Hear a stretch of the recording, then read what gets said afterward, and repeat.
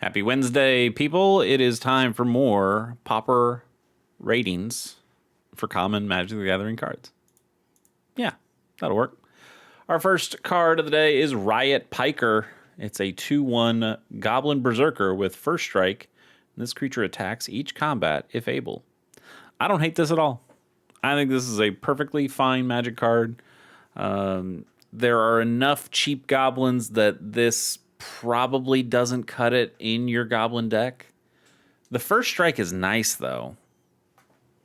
2-power first striker in a mono red deck where you're probably able to get some nice pump effects on this, or some nice Lord style effects, Anthem style effects where you've pumped this creature's power. He's all right. He's all right. I'm gonna give this guy. Whew. I think I'm gonna give this guy like a 4.6. I think he's right there. I think he is right there. I could put this in a mono red deck and I would not blink twice. Good card. Seagate Oracle is 2 and a blue for a 1/3 human wizard. When this creature enters, you look at the top 2 cards of your library, put one of them into your hand, and the other on the bottom of your library. That's pretty good. That's pretty good. What's the other? Is it Augur of Bolus? Yeah, when it enters, you look at the top 3. You can reveal an instant or sorcery. So, and then the others go on the bottom of your library. So, Augur of Bolus, I think people end up playing a little bit more. Even though this gives you selection of any of the cards, they could be creatures, they could be lands, they could be whatever. It still only lets you see 2 cards, and it costs 3 mana. And for a 1/3 Augur of Bolus, same stat line, you get to see 3 cards. Yeah, you can only put an instant or sorcery in your hand, but those are probably going to be more useful in the decks that you want them in. Seagate Oracle is totally fine. It's a totally fine card. But I think it's probably just a little too expensive for Pauper these days. And I think if you're in a deck that wants a card like this, you might prefer something like an Augur of Bolus that is a little bit more specific, but also a little cheaper so it can be more specific. And you'll just take that deal. So Seagate Oracle, totally fine. This might be a day of totally fine Magic cards that just aren't quite Pauper staples. So I'll give this guy 3.3. Also, pretty good card. Midnight Assassin. You know what? This is also a pretty good card. Midnight Assassin's 2 and a black for a 1/2 vampire assassin with flying and death touch. Okay. Those are good abilities. It's a bit of a weak creature for sure, but it's not awful. You pump this up a little bit, and it becomes a real threat. 3 mana is probably asking a little much, but it seems pretty good to me. It blocks everything. It kills pretty much anything that it blocks. I don't know, man. Seems all right. Seems all right. I'm gonna give this less than the other ones, but I'm gonna give this one a 3. I think I'm comfortable giving it a 3. Let's see our next, hopefully halfway decent Magic card. Get a good streak going. How about Groundswell? It's a single green mana for an instant. Target creature gets +2/+2 until end of turn. It also has Landfall. If you had a land enter the battlefield under your control this turn, that creature gets +4/+4 until the end of turn instead. That's really good. You know, we've talked about Giant Growth a number of times on the channel. You know, +3/+3 for a single green mana at instant speed. It's really good. And we've seen cards that are slightly worse than Giant Growth, but give you a little bit more flexibility or a little bit more gravy. And this is another one of those. But I think the gravy here is pretty solid. It is not that hard, especially in a green deck, to make your land drops.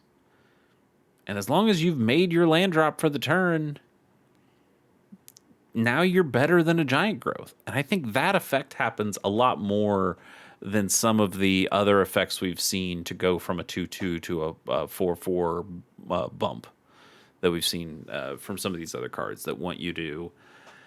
Oh, what have we seen? Like, I don't know, something like if you've sacrificed an artifact, if you sacrifice a permanent this turn, it can happen that way. Or if the creature was power 4 or more or something like that. There's all sorts of things that feel like, okay, how many times am I going to get this? Maybe I could build a deck that has this kind of theme to it. Oh, I'm going to sneeze. Hang on. Woo! Hello.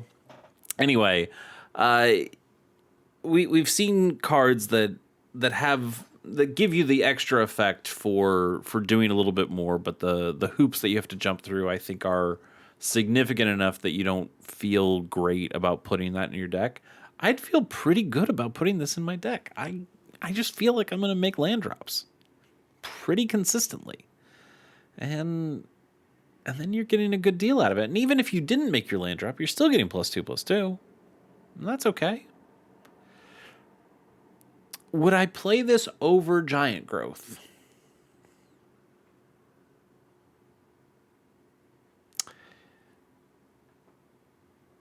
Maybe. I think it would depend a little bit more on the deck, but maybe. I think in like a Gruul ramp kind of deck where you're potentially getting more lands on the table,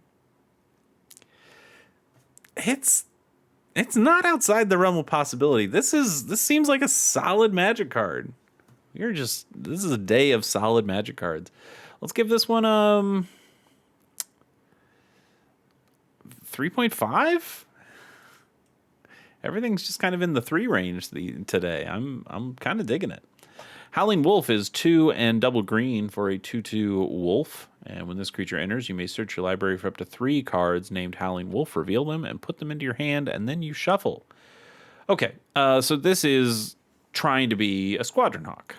We've seen, Howling Wolf when did Squadron Hawk come out? Squadron Hawk. Magic 2011. So this card predates Squadron Hawk. So I guess Squadron Hawk is trying to be more of a Howling Wolf. I like the idea. I like the idea that, hey, you can get a pack of wolves. It gives you, like, this is a 4 this is a 4 mana for a 2/2 that draws you 3 cards. You know exactly what those cards are going to be, and they're relatively underwhelming cards. They're 2/2 wolves. You're getting grizzly bears for twice the cost. Not amazing. But it does draw you 3 cards. Now, the reason Squadron Hawk is so good, in fact, we've built whole archetypes out of Squadron Hawk. Caw Gates is the caw part is because that's what a hawk would sound like, right? The idea is that you put down your Squadron Hawk, you're able to get the other ones in your hand, you can play something like Brainstorm, draw 3 cards, put 2 of those Squadron Hawks back on top of your deck, shuffle them back into your library using something like Lorien Revealed Island Cycling, then you play Squadron Hawk again and you go and find those 2 copies that you put in the back in your library and you put them right back into your hand. And it has some kind of silly card advantage things that you can do where you can see a bunch of cards in your deck. You can put stuff back, shuffle it away. Squadron Hawk rules. And Squadron Hawk, it's 2 mana. This is 4 mana. I think the cool things that you can do with Squadron Hawk, you can do them because it's 2 mana. And I don't think you're going to get to do those same cool things with Howling Wolf. And also, again, it's a 2/2 for 4 mana. Squadron Hawk's a 1/1 flyer for 2 mana. And that's just better. So while this makes me think of Squadron Hawk quite a bit and gives me some kind of warm fuzzies in the same way that Squadron Hawk does, I think ultimately this card really pales in comparison and becomes relatively unplayable. Not even relatively. I think this is just unplayable. I'll give this a 1.5 4. It does draw you 3 cards. Bad as they might be, it does draw you 3 whole cards, and that's not nothing. That's not nothing. Pulse of Marasa here is a sideboard staple for you guys. 2 and a green for an instant. You return target creature or land card from a graveyard to its owner's hand, and you gain 6 life. Now, the effect of returning a creature or land card from a graveyard to your hand, pretty good. But the reason that somebody is playing a card like this is the 6 life. You're really playing a card like this because you have instant speed, gain 6 life. If you're playing against mono red, if you're playing against another really aggressive Pauper deck, having some life gain just to keep you alive while you try to build up your strategy is very useful. And, also black and red decks that are really aggressive, even mono white decks that are really aggressive, they probably also have some kind of form of creature removal. And being able to not only gain the 6 life, but bring one of those creatures that you might have played who got lightning bolted or doom bladed or, whatever white did to it. Being able to Thraben Charmed, there you go. There's a thing you could do with the white. Getting to bring back one of those creatures, gain enough life to stave off elimination, and then be able to play that creature either that turn or the next turn. It's pretty good. It's a pretty good deal. Pulse of Marasa is a solid Magic card. Again, you're mostly going to find this in sideboards. You generally do not need this in the main deck unless I guess your meta has a ton of mono red aggro, probably specifically, but just aggro in general. If you feel like you really need to put this in a main deck, but I don't think that's necessary. I think you're going to play 2, maybe 3 copies of this in a sideboard, and you're going to be pretty happy about having them when you go up against one of those more aggressive styles of decks. Let's give this a 5.9. So that's a pretty useful card. Sylvanas' Invoker is 2 and a green for a 3/2 Dragon Druid. We've seen a couple of Invokers in the last couple weeks of this show. Let's see what this one does. It has Conjure Elemental. So for 8 mana, you can untap target land you control, and it becomes an 8/8 elemental creature with trample and haste until end of turn. It's still a land. All right. We saw the red Invoker guy that costs 8 mana to deal 5 damage to an opponent. That is great because we talked about infinite mana, how that just turns into a win condition. We saw another one that pumped, right? There was an elf that for 8 mana it pumps all creatures. Maybe it just pumps itself. And that's okay, but it does leave you a little bit more vulnerable, your combo a little bit more vulnerable to creature removal or something like that. And this guy is somewhere in between. He's better than the elf that we saw. I think animating, if you have unlimited mana, animating all of your lands into 8/8 trample hasters, it's really good. Also, it is until the end of turn. It does say they just become. I was like, man, if these become 8/8s forever, that's also pretty cool. But that's all right. Now you have to have infinite mana to really make this one matter. Because if you only had 8 mana and you spend 8 mana to turn one of your lands into an 8/8 creature with trample and haste, well, bad news. One of the lands that you use to tap for mana has to become the creature. It's already tapped. It's not attacking. So you need at least 9 lands, or you need 8 mana sources and a land, an open land, to make this matter. That's asking for a decent amount. But if you have the infinite mana combo, then this can be just fine. You'd just play the other Invoker instead. You'd just play the red Invoker. That's how you win the game.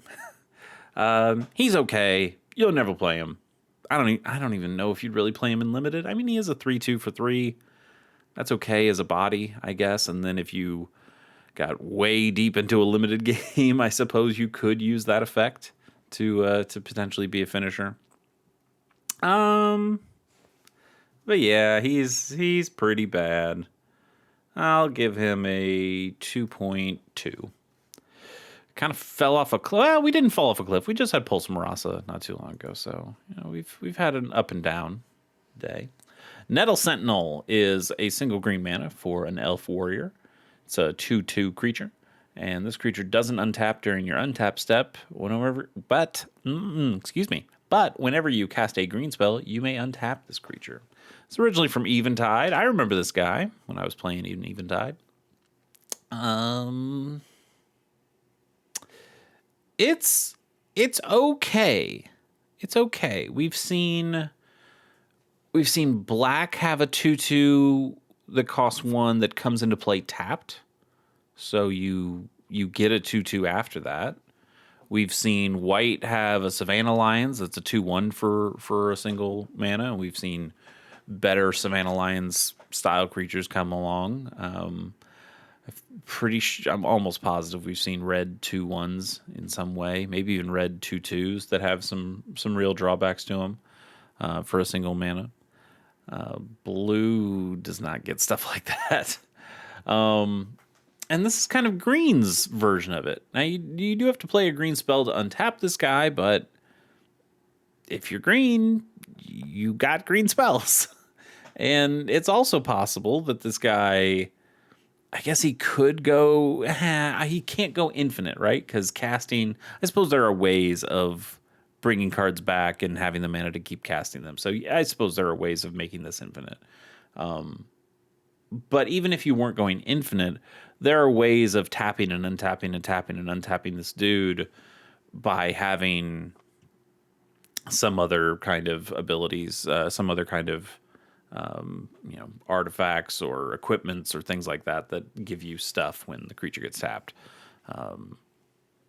There's something you could probably do here. There are also in the Lorwyn block, there are some things that like equipment that untap or auras that untap or enchantments or artifacts. There's stuff that lets you untap creatures as like a reverse tapping.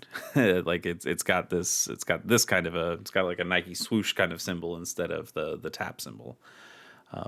And being able to attack with this guy and then untap him through other means, that is something you could have done in Eventide, where you didn't just have to keep casting green spells. You had ways of untapping creatures through those kinds of means.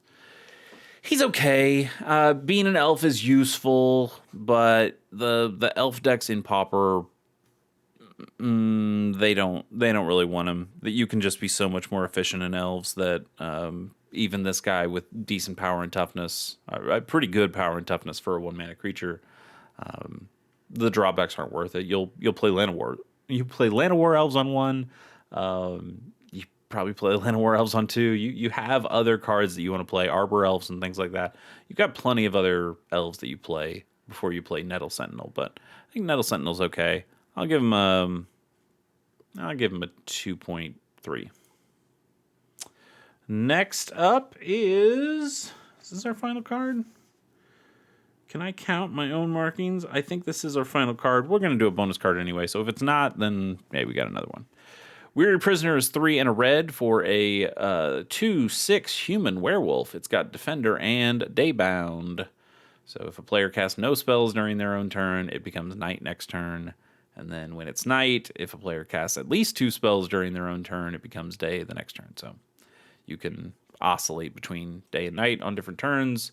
It's also, depending on what your opponent does. We've talked about Daybound and Nightbound before. Anyway, it's a way for the creature to transform as werewolves. That's kind of what werewolves do. So that makes some sense from a mechanical standpoint, even though it's kind of a pain in the ass to track. Anyway, a 2/6 defender for 4 mana is not amazing, but if you can turn it into night, it becomes a 6/6 werewolf with this creature attacks each combat if able. So it loses its defender status and it becomes real strong.